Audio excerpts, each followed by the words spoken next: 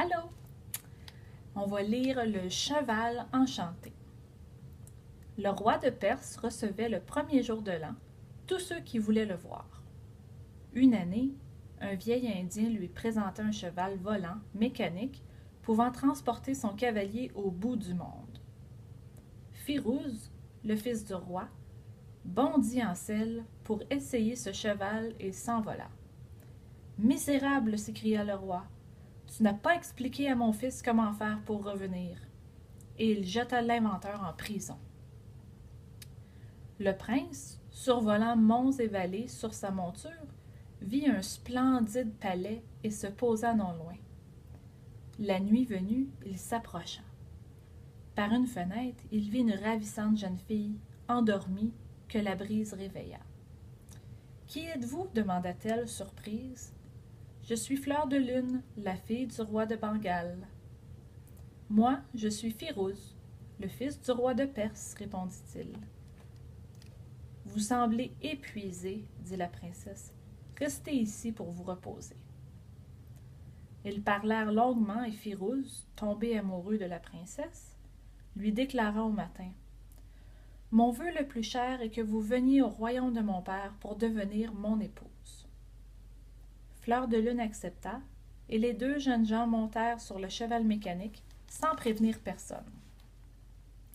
Le roi de Perse, tout joyeux de voir revenir son fils avec sa belle fiancée, fit préparer un grand banquet de noces. Il libéra l'inventeur qui, pour se venger, attira la princesse sur la terrasse du palais, la poussa sur le cheval mécanique et disparut avec elle dans les airs.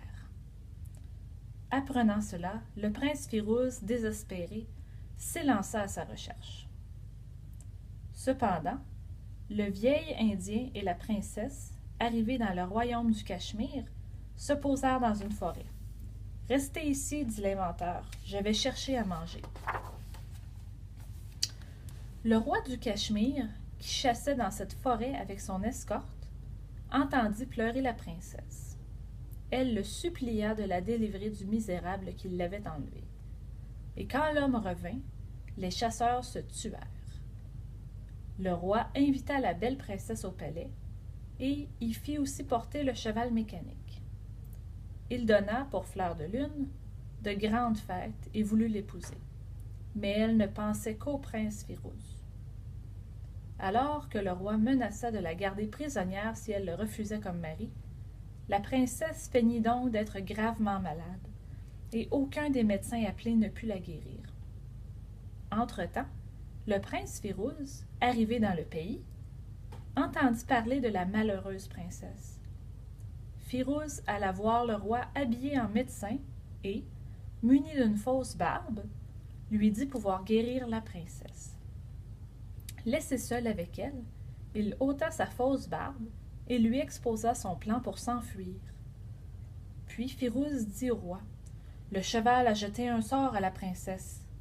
Qu'on le porte sur la grande place et qu'on y dresse un bûcher.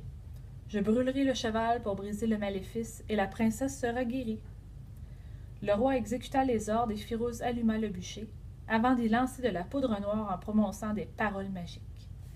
Il vit vite monter la princesse sur le cheval. Le roi du Cachemire, stupéfait, vit le cheval mécanique s'élever au-dessus de la fumée, emportant Firouz et Fleur de Lune vers la liberté et le bonheur. Bye!